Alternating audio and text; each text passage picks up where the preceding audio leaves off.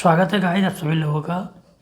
तो इसी पिछले वाले क्लास में हम लोग गॉस थ्योरम का एप्लीकेशन कर रहे थे और पहला एप्लीकेशन हमने किया था कि एक अगर इनफाइनाइट लाइन चार्ज होता है उसके कारण इलेक्ट्रिक फील्ड कैसे निकालते हैं। आज हमारा दूसरा एप्लीकेशन है और वो एप्लीकेशन हमारा दूसरा है वो है electric field due to infinite plane sheet. अब यहाँ पे हमारा प्लेन शीट रहेगा और वो इनफाइनाइट रहेगा। इनफाइनाइट का मतलब एक मिनट गाइज, तो जो हमारा इनफाइनाइट शीट जो रहेगा वो देखिए, इनफाइनाइट शीट या फिर लाइन का मतलब ये होता है कि हमारा जो पॉइंट है वो बहुत नज़दीक है। हम इनफाइनाइट बना नहीं सकते, पर अगर हमारा पॉइंट बहुत नज़दीक है शीट के तो हम कहेंगे वो इनफाइनाइट शीट। जैसे ये हमारा बोर्ड है, ये बोर्ड हमारा तो बहुत बड़ा है, ठीक है। अब मैं क्या करूं, इस बोर्ड से जस्ट 1 माइक्रोमीटर ऊपर जाऊं, जस्ट 1 माइक्रोमीटर इधर, तो ये जो हमारा पॉइंट होगा इसके लिए ये पूरा बोर्ड क्या है, इनफाइनाइट जैसा दिखेगा, बहुत बड़ा दिखेगा। 1 माइक्रोमीटर कितना होता है, एक मीटर को अगर आप क्या कीजिएगा 10⁻⁶ यानी 1 लाख, हाँ 1 लाख टुकड़ा कीजिएगा। 1 मीटर रस्सी को अगर 1 लाख टुकड़ा कीजिएगा तो उसका एक टुकड़ा जो होगा ना वो 1 माइक्रोमीटर होगा। तो यहाँ से जस्ट 1 माइक्रोमीटर ऊपर लेंगे ये पॉइंट, तो इसके लिए, इस पॉइंट के लिए पूरा शीट क्या लगेगा, ये बोर्ड क्या लगेगा, इनफाइनाइट लगेगा। इसीलिए हम यहाँ पे कहते हैं इनफाइनाइट, ठीक है।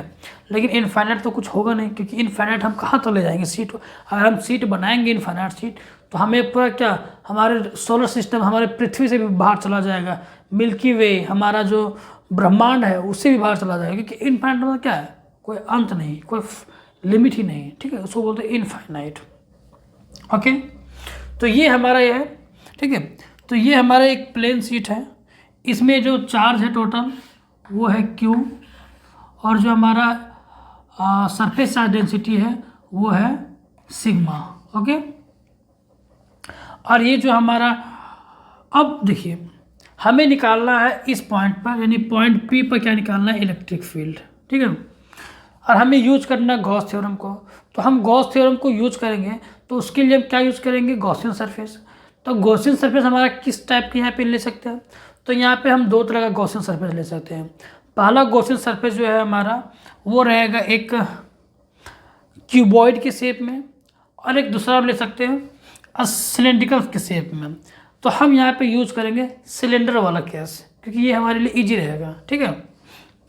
तो हमने एक यहाँ पे गॉसियन सरफेस माना है जो सिलेंडर के फॉर्म में है, और ये सिलेंडर का जो एक सरफेस है वो इस पॉइंट से पास कर रहा है, क्योंकि गॉसियन सरफेस का एक जो प्रॉपर्टी वो क्या है कि गॉसियन सरफेस जो है वो उस पॉइंट से पास होना चाहिए जिस पॉइंट पर हम इलेक्ट्रिक फील्ड निकाल रहे हैं, ठीक है।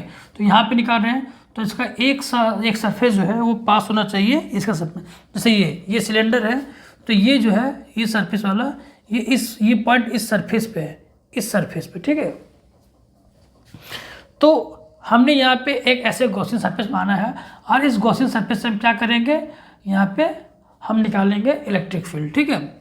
तो इलेक्ट्रिक फील्ड निकालने के लिए हम गॉस थ्योरम यूज़ करेंगे, और हमारा गॉस थ्योरम ये होता है phi equal to Q enclosed by epsilon naught, यानी flux is equal to Q enclosed by epsilon not.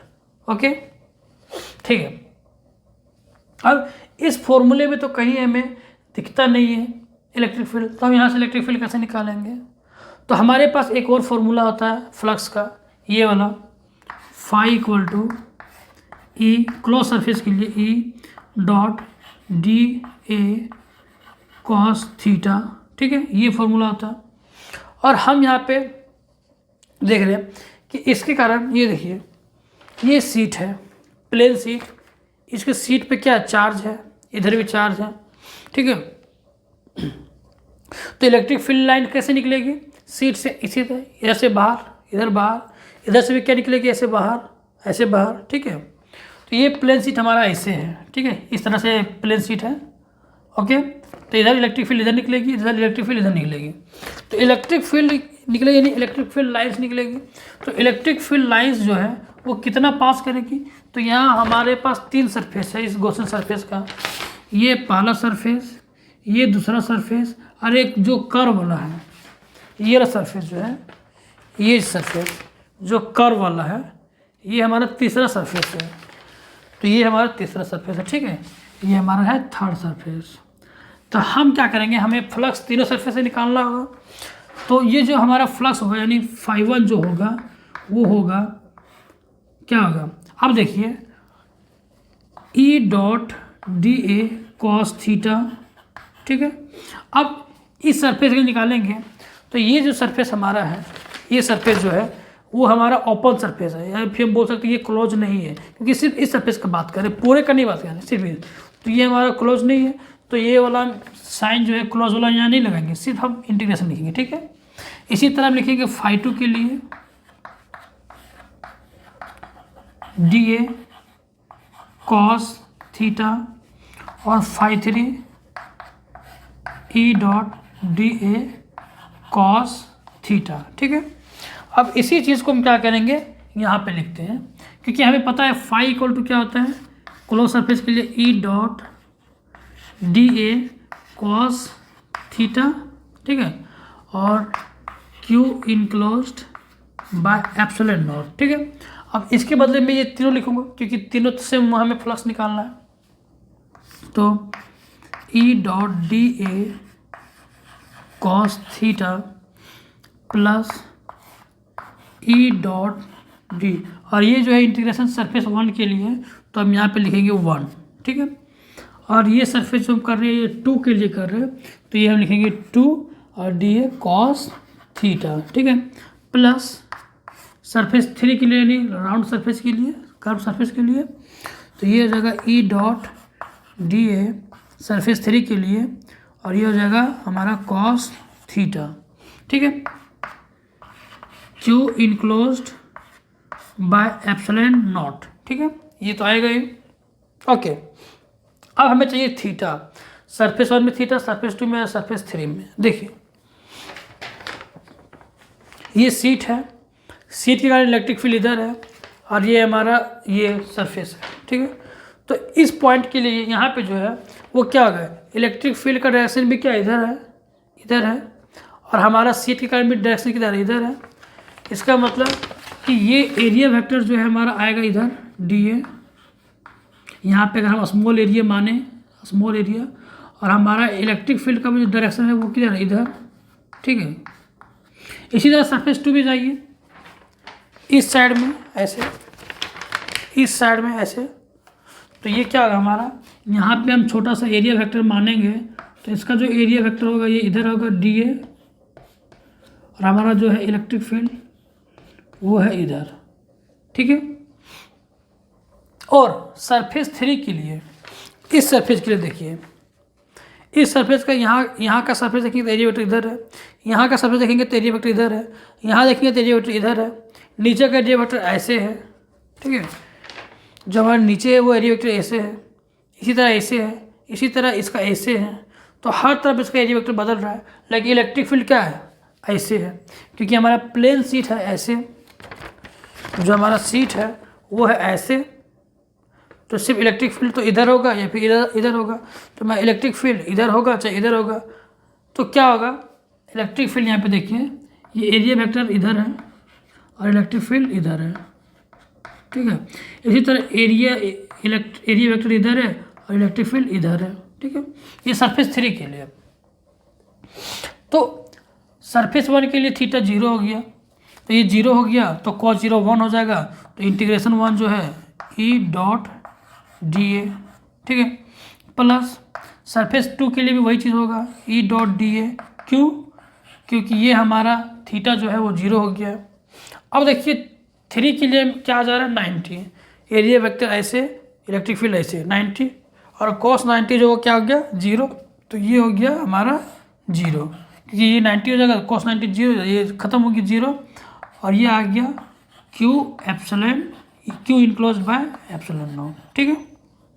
अब ये तो हम मैथमेटिक्स से एंगल को फाइंड कर लिए। अब हम देखते हैं कि जो हमारा फ्लक्स कैसे 0 हो रहा है थर्ड के लिए, और 1 और 2 के लिए नॉन जीरो क्यों आ रहा है, क्योंकि देखिए इलेक्ट्रिक फील्ड लाइंस आपको पता है सीट के कारण इधर है या फिर इधर है, ठीक है। अब ये हमारा जो है ये सिलेंडर है, तो जो इलेक्ट्रिक फील्ड लाइंस इसके अंदर से पास होकर जाएगा तो इस सरफेस से तो बाहर निकल जाएगा, यानी इलेक्ट्रिक फील्ड लाइन यहाँ से बाहर निकलेगा, इस सरफेस को चीरते हुए बाहर निकलेगा, इसी तरह इस सरफेस को चीरते हुए ऐसे बाहर निकलेगा, ठीक है। पर आप देखिए इस कर्व सरफेस पे, क्या कर्व सरफेस इलेक्ट्रिक फील्ड को ऐसे चीरते हुए बाहर निकल रहा है क्या? क्योंकि ऊपर की तरफ तो इलेक्ट्रिक फील्ड है नहीं, किधर है? इधर है या फिर इधर है, ऊपर नीचे तो है नहीं। तो इसको ये जो राउंड सरफेस, इसको तो चीरते हुए बाहर निकलेगा नहीं, ये क्या करेगा? इलेक्ट्रिक फील्ड ऐसे इसको टच करते हुए निकल जाएगा, यहाँ से भी टच करते हुए निकल जाएगा, यहाँ से भी टच करते हुए निकल जाएगा, इस तरह से हर तरह से क्या होगा? टच करते हुए निकलेगा, लेकिन पास नहीं करेगा। तो हम अपने थिंकिंग से भी ये देख लिए कि फ्लक्स इस केस में थर्ड के लिए 0 है और 1 2 के लिए नॉन जीरो, यानी कुछ फ्लक्स आएगा 1 और 2 के लिए, लेकिन थर्ड के लिए फ्लक्स 0 है। मैथमेटिक्स से भी देख लिए और अपनी थिंकिंग से भी देख लिए, ठीक है। अब कैलकुलेट करते हैं। अब इलेक्ट्रिक फील्ड क्या कांस्टेंट है? देखते हैं कांस्टेंट है कि नहीं। अब ये तो हम फिक्स लिए हैं, सीट से ये डिस्टेंस सेम है, इधर भी सेम है, तो इलेक्ट्रिक फील्ड जो हमारा किस पे डिपेंड करता है? वो डिपेंड करता है KQ/R², यानी ये तो न्यूमेरिकल कांस्टेंट है, ये तो बदलेगा कहीं ज़िंदगी में नहीं, कभी नहीं, कहीं नहीं। ये हम बदल नहीं रहे क्योंकि जो टोटल चार्ज लिए वो बदल नहीं रहे, जो ले लिए।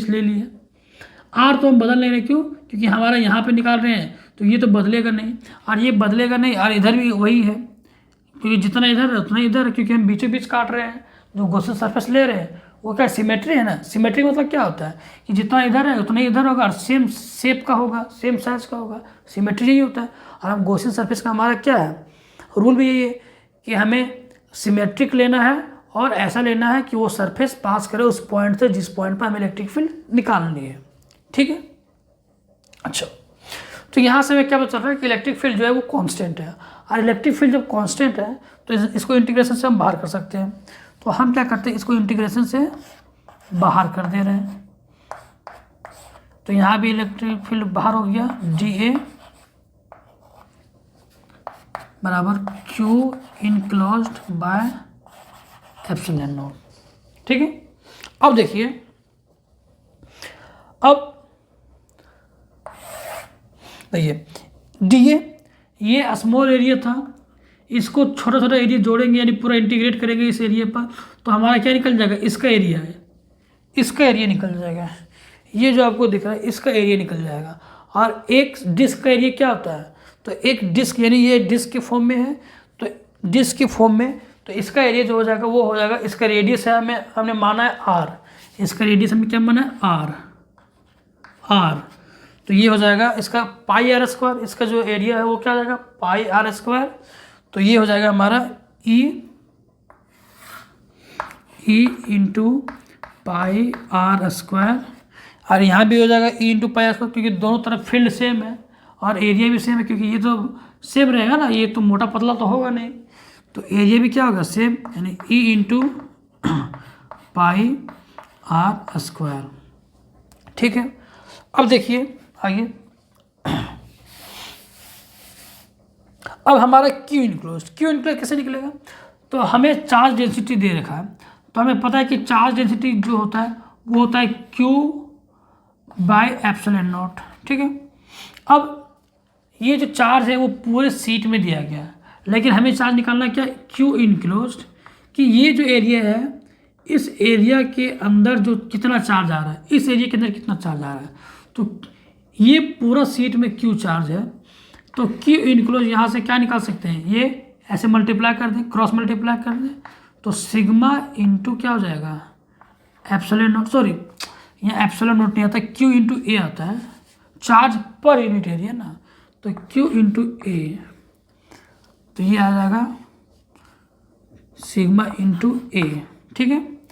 तो Q इनक्लोज आ गया हमारा क्या? सिग्मा इंटू A, तो ये यहाँ आ जाएगा sigma into A, sigma into A। और एरिया कितना है तो हम डायरेक्ट लिख देते हैं, ये एरिया कितना है? πr², तो यहाँ पे डायरेक्ट हम लिख देते हैं πr²। तो यहाँ पे देखिए एक πr² और ये दोनों जुट के हो जाएगा 2 times E into πr² equal to sigma into πr², ठीक है। अब यहाँ से क्या होगा? πr² कट जाएगा, काटने के बाद क्या आ गया, हमें क्या निकालना, इलेक्ट्रिक फील्ड। तो सिर्फ आएगा ये इलेक्ट्रिक फील्ड, और ये इलेक्ट्रिक फील्ड आया तो यहाँ देखिए सिग्मा बाय ये तो एप्सिलॉन नॉट, अच्छा एप्सिलॉन नॉट कहीं छूट गया, ये एप्सिलॉन नॉट छूट गया, एप्सिलॉन नॉट, ठीक है। तो यहाँ जाएगा एप्सिलॉन नॉट, और यहाँ से 2 नीचे आएगा तो ये आ जाएगा 2 एप्सिलॉन नॉट, तो ये आ गया 2 एप्सिलॉन नॉट। और मैं यहाँ पे देखिए, मैं यहाँ वेक्टर फॉर्म में लिख रहा हूँ। देखिए आप कोशिश कीजिए, आप 12th में हो, चाहे आप ग्रेजुएशन में हो या आप MSc में हो, कोशिश कीजिए कि आप इलेक्ट्रिक फील्ड को हमेशा मैग्नीट्यूड में ना लिख के डायरेक्शन में यानी वेक्टर फॉर्म में। क्यों? क्योंकि जब आप हमेशा वेक्टर फॉर्म में लिखोगे ना तो वो आपका प्रैक्टिस होता रहेगा, और जब प्रैक्टिस होता रहता है ना तो आप उस चीज़ को भूलते नहीं है। क्योंकि वेक्टर क्वांटिटी होने के कारण इलेक्ट्रिक फील्ड में कहीं कहीं ना डायरेक्शन का अगर मिस्टेक हो जाता है तो आपका प्रॉब्लम को गलत कर सकता है, क्वेश्चन को गलत बना सकता है, ठीक है। आपको क्वेश्चन को आंसर ही गलत कर देगा। तो इसीलिए आप कोशिश कीजिए, आदत डालिए कि आपको डायरेक्शन मिलेगा। तो डायरेक्शन क्या हो जाएगा यहाँ पे, तो ये देखिए अगर मैं यहाँ पे देखूँ तो इस डायरेक्शन को अगर मैं कोऑर्डिनेट सिस्टम डिफाइन करूँ तो ये x, ये -x, ये y और ये -y। तो अगर इलेक्ट्रिक इधर यहाँ निकाल रहे हैं तो इलेक्ट्रिक फील्ड इधर हो जाएगा, और इसको हम क्या माने x, तो ये हो जाएगा x कैप। तो यही है हमारा क्या, इलेक्ट्रिक फील्ड का फॉर्मूला, ठीक है। यही हमारे, अगर हम यहाँ निकालते हैं तो इधर होता है -x, तो यहाँ आता है -x कैप, बस। तो ये हमारा इलेक्ट्रिक फील्ड का फॉर्मूला आ चुका है। अब हम लोग क्या करेंगे, अब हम लोग इसके बारे में थोड़ा सा डिस्कस करेंगे, ठीक है। तो चलिए अब मैं क्या करता हूँ, इस फॉर्मूले के बारे में थोड़ा सा डिस्कस करता हूँ कि ये फॉर्मूला क्या बता रहा है। तो मैं थोड़ा सा जगह बना लेता हूँ, ठीक है। देखिए तो हमारा जो फॉर्मूला है वो है E equal to sigma by 2 epsilon not x cap, ठीक है। इसका मतलब समझिए, इस फॉर्मूले से क्या मतलब आ रहा है कि ये मेरा क्या है, प्लेन शीट, ये इनफाइनाइट प्लेन शीट है इस तरह से,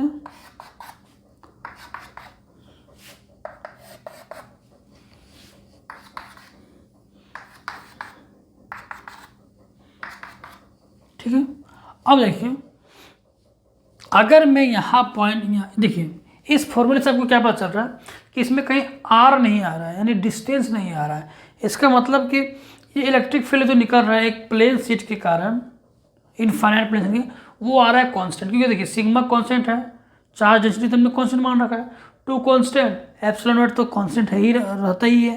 तो ये पूरा का पूरा इलेक्ट्रिक फील्ड कांस्टेंट आ रहा है, और डिस्टेंस पे कुछ नहीं, मतलब डिपेंड ही नहीं कर रहा है। मतलब ये है कि अगर इस पॉइंट पर निकालें हैं, ये हमारा प्लेन शीट है, तो ये क्या हुआ, ऐसा चार्ज डिस्ट्रीब्यूशन है प्लेन शीट में,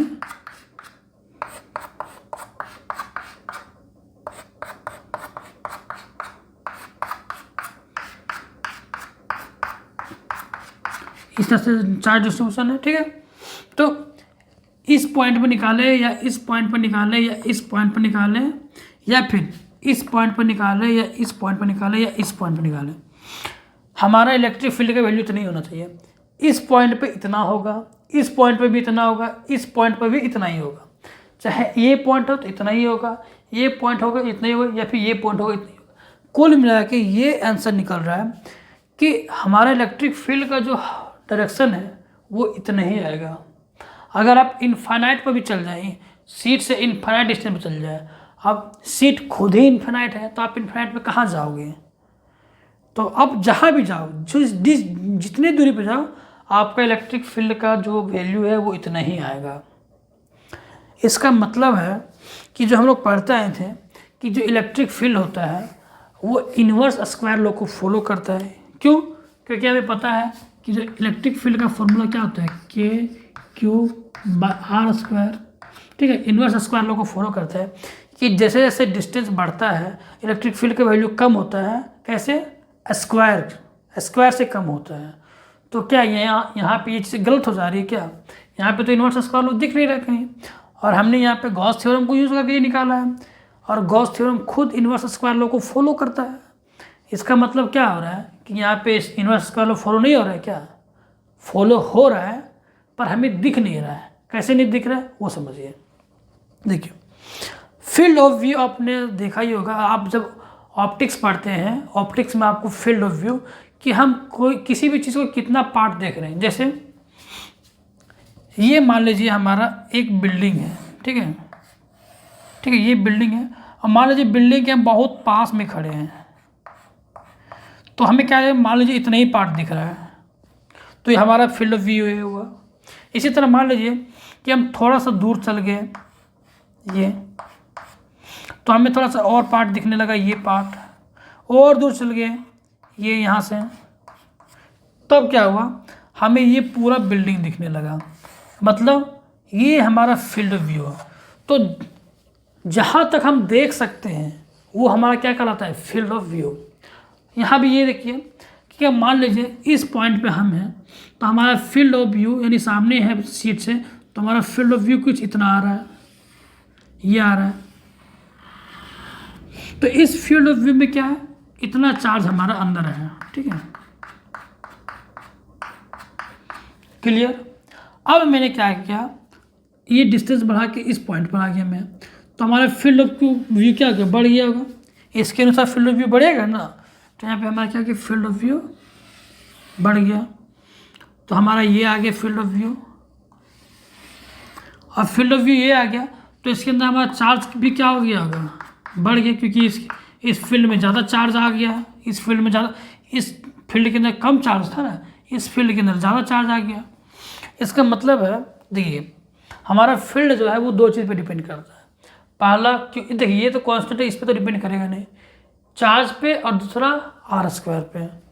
तो चार्ज पे जो है वो डिपेंड करता है लिनियरली, और जो डिस्टेंस पे है वो है इन्वर्सली, लेकिन स्क्वायर के, ठीक है।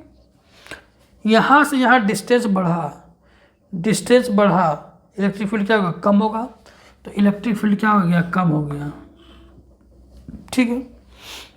अब इलेक्ट्रिक फील्ड बढ़ा, डिस्टेंस बढ़ने से इलेक्ट्रिक फील्ड कम हो गया, लेकिन डिस्टेंस बढ़ने से क्या हो गया, फील्ड ऑफ व्यू बढ़ गया। फील्ड ऑफ व्यू बढ़ने से क्या होगा, चार्जेस बढ़ गए, चार्ज ज़्यादा आ गया।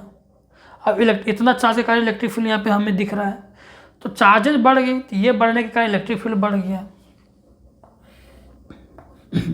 ये इसका मतलब ये है कि, तो यहाँ पे देखिए इसका मतलब ये है कि डिस्टेंस क्या कर रहा है, डिस्टेंस बढ़ने से इलेक्ट्रिक फील्ड को घटा दे रहा है, पर यहाँ पे देखिए चार्ज क्या कर रहा है, डिस्टेंस बढ़ने से चार्ज भी बढ़ जा रहा है, इसके कारण चार्ज क्या हो रहा है, बढ़ जा रहा है, और चार्ज के कारण क्या हो रहा है, इलेक्ट्रिक फील्ड बढ़ जा रहा है। तो एक क्वांटिटी जो इलेक्ट्रिक फील्ड को कम कर रही है, और दूसरी क्वांटिटी क्या इलेक्ट्रिक फील्ड को बढ़ा रही है, और ये क्या होता है, ये इक्वल प्रोपोर्शन में होता है, सेम होता है। जैसे ऐसे समझिए कि एक बकेट है, उसमें 10 लीटर पानी है, मैं क्या कर रहा हूँ, 1 लीटर पानी निकाल रहा हूँ, तो मेरा दोस्त क्या करता है, 1 लीटर पानी इसमें डाल देता है।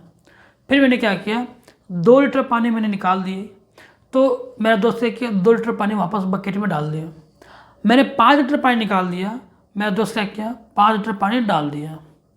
तो यहाँ से क्या हो रहा है कि जितना मैं निकाल रहा उतना मेरा दोस्त डाल दे रहा है, तो क्या बकेट में पानी कभी कम होगी, नहीं होगी, उससे पानी कभी कम होगा ही नहीं, मतलब पानी कांस्टेंट रहेगा, चेंज नहीं होगा। तो यहाँ पे भी क्या हो रहा है कि डिस्टेंस जो क्या कर रहा है, इलेक्ट्रिक फील्ड को कम कर दे रहा है, और जितना कम कर रहा है उतना ही इलेक्ट्रिक फील्ड क्या कर रहा है, चार्ज बढ़ा दे रहा है, क्योंकि चार्ज बढ़ जा रहा है फील्ड ऑफ व्यू के कारण। यहाँ से डिस्टेंस बढ़ जा रहा है, यहाँ से चार्ज का फील्ड ऑफ व्यू के कारण क्या हो रहा है, चार्ज बढ़ जा रहा है। तो दोनों के कारण क्या हुआ, हमारा एक के कारण कम हुआ तो एक कारण बढ़ गया, और दोनों सेम होता है, एक ही प्रोपोर्शन में होता है, तो यहाँ इलेक्ट्रिक फील्ड हमारा क्या होता है, कांस्टेंट हो जाता है। तो जितना इलेक्ट्रिक फील्ड यहाँ रहता है, यहाँ उतना ही इलेक्ट्रिक फील्ड यहाँ रहता है, ठीक है। तो यहाँ पे इन्वर्स स्क्वायर लॉ फॉलो तो हो रहा है, देखिए फॉलो तो हो रहा है, लेकिन नेगलेक्ट कर दे रहा है कौन, ये नेगलेक्ट कर दे रहा है। तो ये हमें इन्वर्स स्क्वायर लॉ फील्ड दे रहा है, इन्वर्स स्क्वायर लॉ दे रहा है, लेकिन ये इसका नेगलेक्ट कर दे रहा है, उसका इफेक्ट कम कर दे रहा है, इसलिए हमें दिखता नहीं है। तो यहाँ पे क्या है, इन्वर्स स्क्वायर लॉ फॉलो तो हो रहा है, पर उसको क्या कर दे रहा, नेगलेक्ट कर दे रहा। कौन, ये वाला। तो यहाँ पे हमें दिखता नहीं, इसलिए इनवर्स स्क्वायर लॉ फॉलो होता है। ठीक है, तो आई होप कि आपको ये लेक्चर बहुत अच्छे से समझ में आया होगा, मुझे उम्मीद है। अगर आपको नहीं समझ में आया होगा तो फिर भी आप पूछ सकते हैं कमेंट में। ठीक है, आप कमेंट करके पूछ सकते हैं डाउट कि यहाँ पे मुझे डाउट है, उसके बाद में अगले लेक्चर में उसको सॉल्व करूँगा। फिलहाल चलिए ठीक है, यहाँ तक कि ये क्लियर हुआ। आगे हम लोग करेंगे नेक्स्ट जो हमारा बच गया है स्फेयर वाला। और देखिए सिलेंडर वाला तो है नहीं आपके, सिलेंडर वाला केस तो आपके एनसीईआरटी बुक में आपके सिलेबस में है नहीं, लेकिन फिर भी मैं कराऊंगा। ठीक है, तो आगे के लेक्चर में हम लोग आगे देखेंगे और एप्लीकेशन करेंगे। लेकिन इससे रिलेटेड ना कुछ प्रॉब्लम्स आते हैं प्लेट इनफाइनाइट प्लेनसिटी के कारण, उसको अभी हम लोग थोड़ा कर लेते हैं। ठीक है, उसके बाद हम लोग अगले लेक्चर में स्क्वायर वाला करेंगे। ठीक है, तो चलिए देखते हैं। अभी जो हमने पढ़ा कि एक इनफाइनाइट प्लेनसिटी के कारण जो इलेक्ट्रिक फील्ड आता है, वो उसका जो फॉर्मूला आता है वो आता है हमारा क्या, E = σ/2ε0x²। ठीक है, ये आता है इलेक्ट्रिक फील्ड एक प्लेनसिटी के कारण। अब इसके कुछ स्पेशल केस है, उन स्पेशल केसेस के बारे में हम लोग डिस्कस करते हैं। ठीक है, तो सबसे पहले हम लोग करते हैं केस नंबर 1। तो केस नंबर 1 जो है वो क्या है, केस नंबर 1 जो है कि हम क्या कर रहे हैं, दो प्लेन शीट ले रहे हैं और एक दूसरे के नज़दीक में रख दे रहे हैं। ये एक हमारा प्लेन शीट है,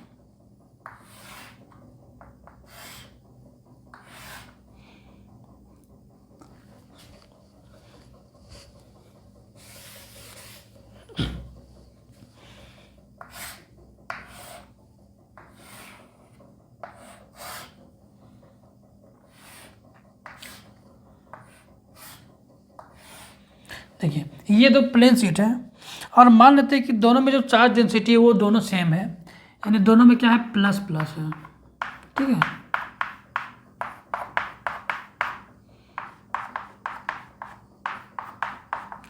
ऐसे दोनों में क्या है, प्लेन, दोनों एक प्लेन शीट है, इनफाइनाइट प्लेन शीट है। ये फाइनाइट नहीं इनफाइनाइट है, याद रखिएगा, ये इनफाइनाइट है ऐसे।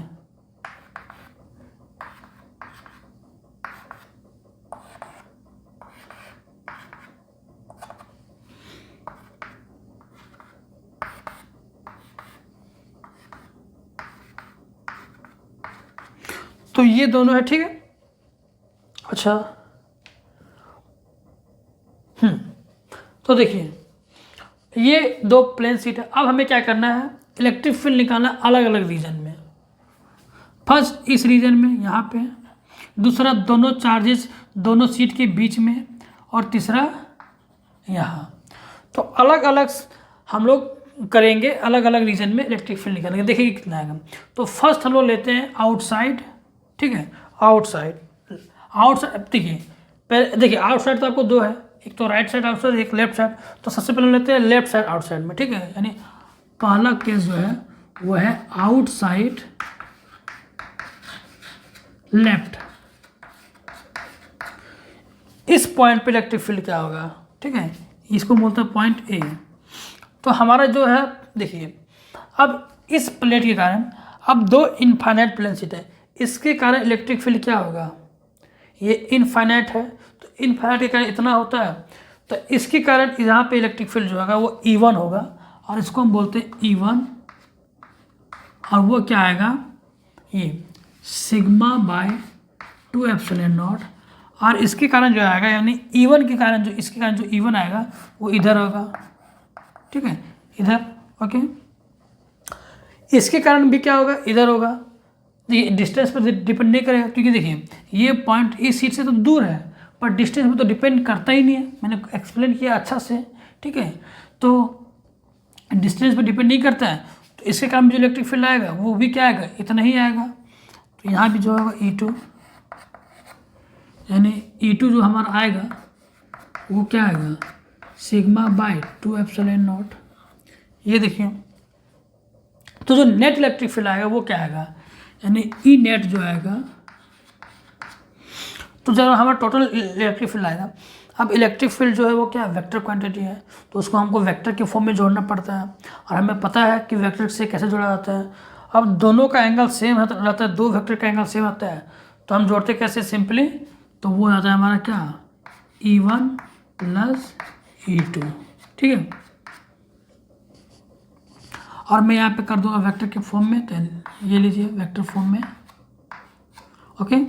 अब दोनों को सिंपली जोड़ना है, तो E1 E2 यानी E1 E2 ये हो गया, तो आ गया sigma by 2 epsilon not plus sigma by 2 epsilon not, तो ये क्या आ गया 2 टाइम्स यानी 2 सिग्मा बाय 2 एप्सिलॉन नॉट, 2 से 2 कट गया तो आ गया सिग्मा बाय एप्सिलॉन नॉट, यानी ई नेट जो आ रहा है E net sigma by 2 epsilon naught, ठीक है। और ये किधर आ रहा है ई नेट, इधर। और इसको अगर मैं माइनस एक्स को ये बोल दे रहा हूँ ऐसे, ये एक्स, ये माइनस एक्स, ये वाई, ये माइनस वाई, तो ये माइनस एक्स कैप है, तो यहाँ पे मैं क्या कर दूंगा माइनस एक्स कैप लगा दूंगा, यानी माइनस एक्स कैप, बस। ये सिर्फ डायरेक्शन को बता रहा है और कुछ नहीं, ठीक है। और ये हमारा वैल्यू यानी सिग्मा बाय एप्सिलॉन नॉट, ठीक है। यानी एक सीट है तो एक सीट के कारण इतना आता है, तो 2 सीट रहेगा तो दोनों सीट के कारण क्या हो जाएगा इतना, यानी उसका डबल, इसका क्या हो जाएगा डबल, क्योंकि एक के कारण इतना है तो दूसरे कारण में एक और जुड़ जाएगा और एक और जुड़ जाएगा।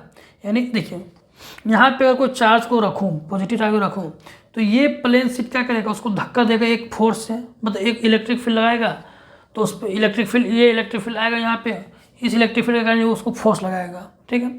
अब ये भी क्या करेगा, उतना ही इलेक्ट्रिक फील्ड यहाँ पे लगाएगा, यानी इलेक्ट्रिक फील्ड अब क्या गया डबल हो गया, और इलेक्ट्रिक फील्ड डबल होने से क्या होगा फोर्स डबल हो जाएगा। क्यों, क्योंकि हमारा जो फोर्स होता है वो क्या होता है, force equal to Q into E, तो इलेक्ट्रिक फील्ड डबल हो जा रहा है तो फोर्स भी डबल हो जाएगा, यानी इस यहाँ पे जो चार्ज रखा रहेगा वो डबल फोर्स मूव, मतलब डबल फोर्स को अनुभव करेगा और बहुत तेज़ी से मूव करेगा, इसलिए यहाँ पे जो इलेक्ट्रिक फील्ड आ रहा है वो क्या आ रहा है, इससे डबल आ रहा है, ठीक है। अब देखते हैं, ये हो गया, हम इसको क्या ना रीजन 1 कर देते हैं, इसको रीजन 2 कहते हैं और इसको रीजन 3 कहते हैं, ठीक है। तो ये था हमारे रीजन 1 में, क्या था रीजन 1, ठीक है, जिसको हम बोले आउटसाइड लेफ्ट, तो इसको हम एक और नाम दे सकते हैं, इसको हम बोल सकते हैं रीजन 1,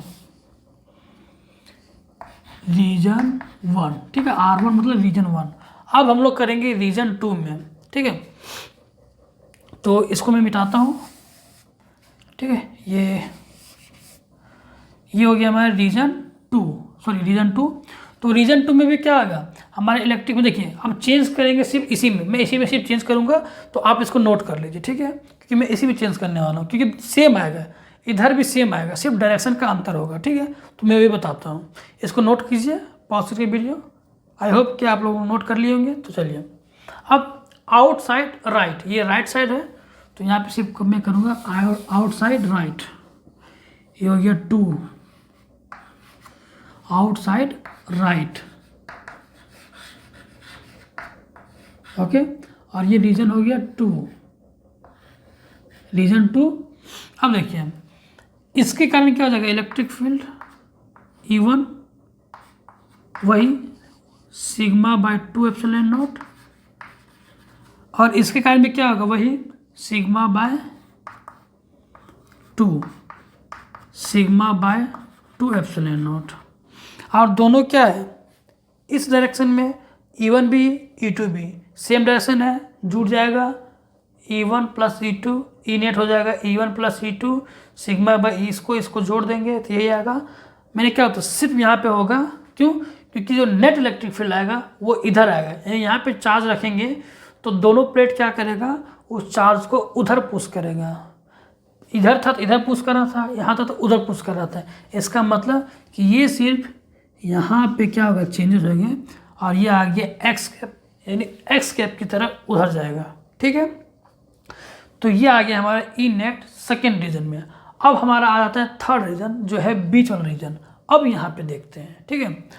तो अब मैं इसको क्या करता हूँ मिटाता हूँ, और अब देखते हैं कि थर्ड रीजन में क्या आता है।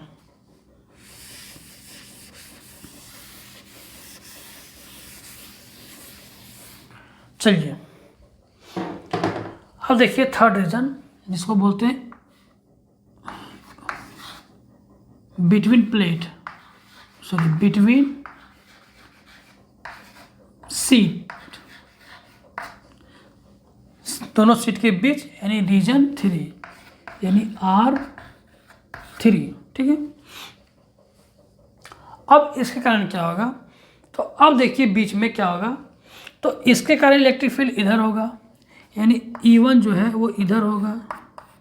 देखिए आप E1 E2 किसी को बोल सकते हैं, इसके कारण E1 बोल सकते हैं, इसके कारण E2 बोल सकते हैं, या फिर इसके कारण E1 बोल सकते हैं, इसके कारण E2 बोल सकते हैं, वो आप पे डिपेंड करता है।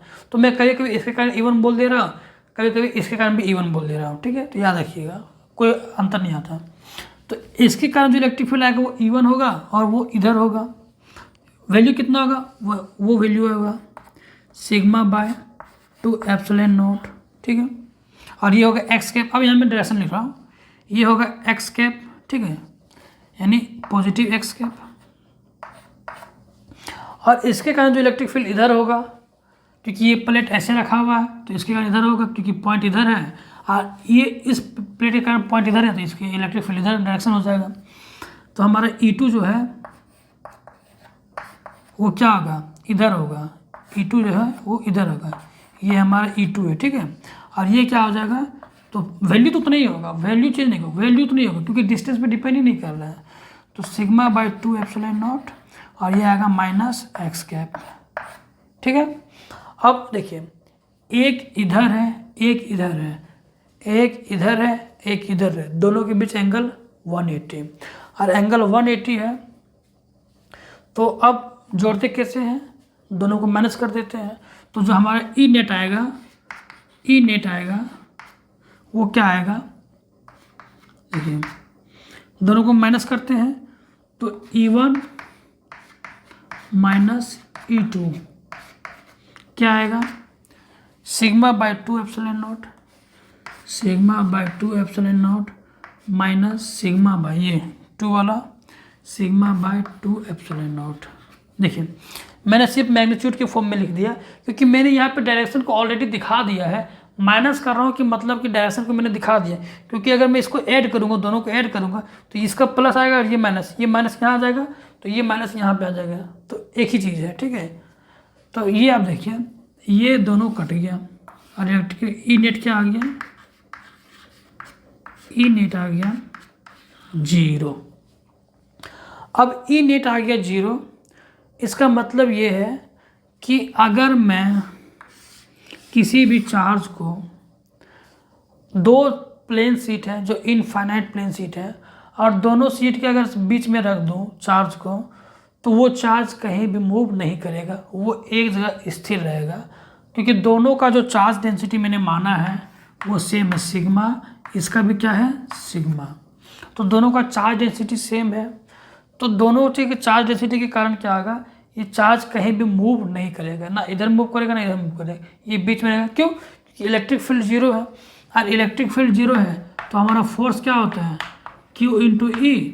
तो हमारा फोर्स जो है ये 0 होने के कारण फोर्स भी क्या हो गया 0, इसका मतलब कि इस पर कोई भी फोर्स नहीं लगेगा, ठीक है। और जब इस पर कोई भी फोर्स नहीं लगेगा तो ये क्या हो गया, हमारा फोर्स 0, यानी चार्ज कहीं मूव नहीं करेगा, यानी चार्ज रेस्ट में। तो ये हो गया हमारा पहला केस। अब देखते हैं दूसरा केस। अब हम क्या करेंगे दूसरा केस में तो एक में प्लस होने देंगे और एक को कर देंगे माइनस, और फिर हम अलग अलग वही 3 रीजन में निकालेंगे, तो वो हो जाएगा हमारा दूसरा केस। अब उसको देखते हैं हम लोग, ठीक है। तो चलिए अब देखते हैं सेकेंड केस। सेकेंड केस में हमने क्या किया, एक प्लेट में पॉजिटिव चार्ज डेंसिटी मान रखा है, दूसरे में नेगेटिव मान रखा है, और वही चीज़ करेंगे तीनों रीजन में, देखेंगे कि अब इलेक्ट्रिक फील्ड क्या आता है इसमें। तो पहले हम निकालते हैं रीजन 1 में, और रीजन 1 में हम निकाल रहे हैं जो है आउटसाइड लेफ्ट वाला रीजन। तो अब देखिए कि इस सीट के कारण यहाँ पे इलेक्ट्रिक फील्ड कितना आएगा, इस सीट के कारण यहाँ पे जो इलेक्ट्रिक फील्ड आएगा इसको मैं बोल रहा है E1, और ये क्या करेगा, इसको इधर करेगा, यानी कि E1 जो है वो इधर आएगा, ठीक है। और इसके कारण जो E2 आएगा ये क्या करेगा, माइनस वाला है तो उसको उधर अपनी तरफ रिपेल करेगा, क्योंकि मान लीजिए ये तो फील्ड बनाएगा वो उधर हो जाएगा, क्योंकि ये माइनस वाला है ना, माइनस चार्ज डेंसिटी है तो चार्ज को उधर खींचेगा। तो E2 जो आएगा वो इधर आएगा, ठीक है। और डेंसिटी जो फॉर्मूला है, जो मैग्नीट्यूड है वो वही रहेगा, वो तो चेंज होगा नहीं। तो हमारा जो E1 आ रहा है वो क्या आ रहा है,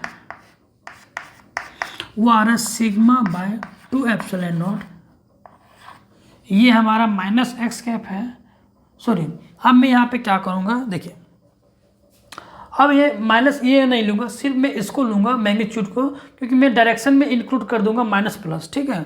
तो यहाँ पे सिग्मा बाय 2 एप्सिलॉन नॉट, और इसके कारण क्या हो जाएगा माइनस एक्स कैप, तो ये हो जाएगा माइनस एक्स कैप, ठीक है।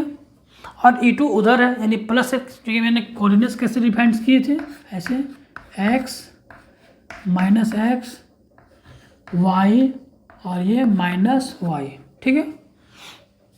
तो इसके कारण क्या होगा, उधर जाएगा, यानी प्लस एक्स की तरफ। देखिए मैं इसको भी कंसिडर नहीं कर रहा हूँ, क्योंकि अगर इसको कंसिडर करूँगा तो मुझे क्या करना होगा, यहाँ पे ये माइनस एक्स प्लस एक्स नहीं मानना होगा फिर।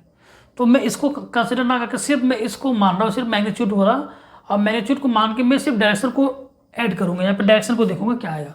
तो E1 जो आगे ये, और हमारा E2 जो आता है, यानी E2 इसके कारण वो आ रहा है उधर, और मैग्नीट्यूड तो वही रहेगा ये, तो सिग्मा बाय 2 एप्सिलॉन नॉट, और इसके कारण जो इलेक्ट्रिक फील्ड का डायरेक्शन आएगा वो आएगा उधर, और उधर को हम क्या बोल रहे हैं, एक्स कैप, यानी हो जाएगा एक्स कैप, ठीक है। अब देखिए एक इधर एंगल 180, और 180 आता है, क्या कहते हैं डायरेक्ट सब्ट्रैक्ट करते हैं, और सब्ट्रैक्ट करते हैं तो जो हमारा ई नेट आएगा वो क्या आएगा, ये आएगा sigma by 2 epsilon not minus sigma by 2 epsilon not. फिर से मैंने क्या किया, वही सिर्फ मैंने डायरेक्शन को ही कंसिडर नहीं, मैंने सिर्फ मैग्नीट्यूड को कैंसिल किया, मैग्नीट्यूड को कंसिडर किया, और सिर्फ डायरेक्शन जो वेक्टर एडिशन करते हैं उसके कारण मैंने एंगल 180 है, और 180 में क्या होता है माइनस होता है, इसलिए मैंने इसको माइनस किया है। अगर मैं वेक्टर एडिशन को नहीं लेता, वेक्टर एडिशन नहीं करते, अगर इस मेथड से करते तो मैं क्या करता, डायरेक्ट दोनों को जोड़ देता है, E1 E2 जोड़ देता, और जोड़ने पर क्या आएगा, ये माइनस यहाँ पे आ जाएगा, तो एक माइनस में हो जाएगा और ये प्लस में हो जाता है, तो दोनों सेम आएगा, वही चीज़ आएगा, तो कोई फर्क नहीं पड़ता है, ठीक है। तो यहाँ पे देखिए ये भी यहाँ पे क्या हो गया, ये कट गया, क्योंकि दोनों सेम है, तो ये क्या हो गया 0। इसका मतलब क्या आ गया, ये नेट जो है वो क्या आ गया 0, ठीक है। अब सेम केस 3 में भी होगा, तो मैं यहाँ पे उसी तरह मैं चेंजेस सिर्फ करूँगा यहाँ पे, ठीक है। तो आप इसको नोट कर लीजिए, पॉज करके उसको नोट कर लीजिए, सिर्फ मैं चेंजेस करूँगा जहाँ था, यहाँ आउटसाइड के आउटसाइड ठीक था, यहाँ सिर्फ राइट करना था, चलो मिटा ही देता हूँ पूरा। तो ये हो जाएगा हमारा आउटसाइड राइट, क्योंकि हम अब राइट की तरफ निकाल रहे हैं, तो आउटसाइड राइट यानी R रीजन 3, और रीजन 3 के लिए 2 है, ठीक है। तो अब यहाँ पे देखते हैं, तो अगर यहाँ पे देखेंगे तो इसके कारण, अब मैं इसके कारण इलेक्ट्रिक फील्ड 1 मानता था, इसी कारण मैं इलेक्ट्रिक फील्ड मानूंगा, तो इसके कारण जो इलेक्ट्रिक फील्ड होगा 1 होगा, वो किधर होगा, उधर होगा, क्योंकि प्लस वाला उधर उसको धक्का देगा, ये होगा, माइनस वाला इसको इधर खींचेगा, तो हमारा जो E2 होगा वो इधर होगा, फिर से यहाँ क्या हो जाएगा 180, और 180 वही चीज़ आएगा, E1 जो हो जाएगा उधर हो जाएगा, और E1 को क्या कर देंगे हम, उधर धक्का दे रहा है, तो यहाँ पे चीज़ चेंजेस करेंगे, एक्स कैप, E2 क्या करेगा माइनस किया, माइनस एक्स कैप की तरफ इधर कर रहा है, तो यहाँ जाएगा माइनस। इसी तरह हम क्या करेंगे, E1 माइनस E2 करेंगे, तो E1 E2 आएगा, कट के 0 हो जाएगा, ई नेट 0, इसका मतलब कि यहाँ भी इलेक्ट्रिक फील्ड 0। तो आप देख पा रहे हैं क्या कि यहाँ पे चार्ज को रखे हैं, यहाँ पे चार्ज को रखे हैं, दोनों केस में क्या आ रहा है, इलेक्ट्रिक फील्ड 0 आ रहा है, मतलब कि अगर चार्ज को यहाँ पे रखें तो वो फोर्स फील नहीं करेगा, जहाँ है वहीं पे रहेगा, कहीं भी मूव नहीं करेगा। अब जो हमारा सेकेंड रीजन बच जा रहा है उस पर देखते हैं, ठीक है, उस पर क्या इफेक्ट आता है, तो अब वो देखिए,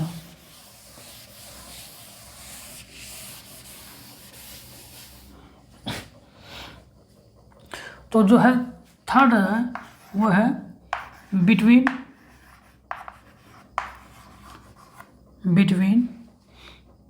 प्लेट्स, बिटवीन सीट्स, यानी रीजन 2।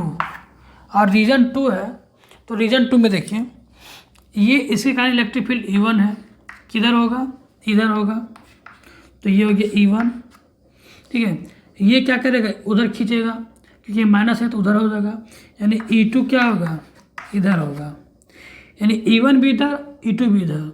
वैल्यू तो पता है हमें, मैग्नीट्यूड ये होगा, तो हमारा क्या होगा, E1 जो होगा वो होगा सिग्मा बाय 2 एप्सिलॉन नॉट, और ये होगा दोनों एक्स कैप की तरफ जा रहा है, प्लस एक्स कैप जा रहा है, तो एक्स कैप, और यहाँ पे E2 भी जो आएगा वो आएगा sigma by 2 epsilon not x cap, ठीक है। दोनों को जोड़ेंगे यानी नेट उधर ही आ रहा है, दोनों सेम है तो यानी थीटा 0, तो दोनों को जोड़ेंगे तो ई नेट होगा। अब इधर में इतना ज़्यादा एक्सप्लेन करने की ज़रूरत नहीं है, क्योंकि आपको अब प्रैक्टिस काफ़ी हो गया होगा कि कैसे जोड़ते हैं, कैसे घटाते हैं, सो वेक्टर सम कैसे करते हैं। तो हो जाएगा E1 प्लस E2, ठीक है। अब E1 ये है, E2 ये रखिए, sigma by 2 epsilon not plus sigma by 2 epsilon not, तो ये क्या हो जाएगा, डबल हो जाएगा, यानी ये क्या हो जाएगा, ई नेट जो हो जाएगा 2 टाइम्स हो जाएगा, और 2 टाइम्स हो जाएगा, यानी यहाँ पे कर देता हूँ मैं 2 times sigma by 2 epsilon not, और यहाँ से 2 से 2 कट गया, तो यहाँ पे आ जाएगा हमारा सिर्फ सिग्मा बाय एप्सिलॉन नॉट। और यहाँ पे मैं डायरेक्शन को भी लिखूँ तो उधर एक्स कैप की तरफ, तो ये चल जाएगा एक्स कैप की तरफ, ठीक है। आप डायरेक्शन में भी लिखिए तो दोनों को लिखिए, यहाँ पे x cap x cap x cap x cap, x cap common हो जाएगा, दोनों से कॉमन बाहर आ जाएगा, यहाँ एक्स कैप ऐसे भी कर सकते हैं, एक्स कैप और वही एक्स कैप ये है। तो ये हमारा देखिए, अब देखिए, अब थोड़ा कंक्लूजन निकालिए केस 1 और केस 2। जब सेम प्लेट था, इन दोनों में same charge density plus plus था, तो बीच वाले रीजन में फोर्स 0 आ रहा था, यानी इलेक्ट्रिक फील्ड 0 आ रहा था, नेट इलेक्ट्रिक फील्ड, और दोनों रीजन में बाहर, दोनों रीजन वाले में क्या आ रहा था, और डबल आ रहा था, ठीक है, इलेक्ट्रिक फील्ड इससे डबल आ रहा था। सेकेंड केस में एक पॉजिटिव और एक नेगेटिव लेने से क्या हुआ, चेंज हो गया, उल्टा हो गया, बीच में आ रहा है डबल और दोनों साइड क्या आ रहा है 0। तो बस ये अंतर है, और इसी अंतर को आपको याद रखना है, याद रखने की जरूरत नहीं है, तुरंत निकाल के देख लीजिए, अगर ये आपको पता है तो तुरंत निकालिए, देख लीजिए, सॉल्व कीजिए, हो गया, आपका यूनिट निकल जाएगा। तो इस तरह से आपका ये स्पेशल केस खत्म होता है। इसमें आप न्यूमेरिकल भी आपको रखते हैं, 1 2 3 4 5 6 प्लेट ले लीजिए, 5 6 प्लेट के कारण हर एक रीजन में भी निकाल के देख सकते हैं, ठीक है। जैसे मैं क्या कर सकता हूँ, ऐसे एक प्लेट ये हो गया, ऐसे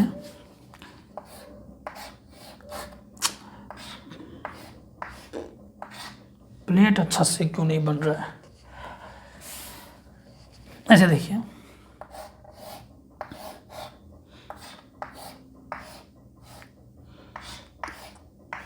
ऐसे आप 3 प्लेट ले लीजिए, तीनों में आप क्या कर दीजिए, प्लस कर दीजिए, या फिर 2 में प्लस 1 में माइनस, या फिर 2 में माइनस 1 प्लस करके यहाँ निकालिए, यहाँ निकालिए, यहाँ निकालिए, यहाँ, तो अलग अलग इसी तरह 4 5 प्लेट ले लीजिए, और पांचों प्लेट में आप जिस तरह से आप चार्ज डिस्ट्रीब्यूशन लेना चाहते हैं उस तरह से ले लीजिए।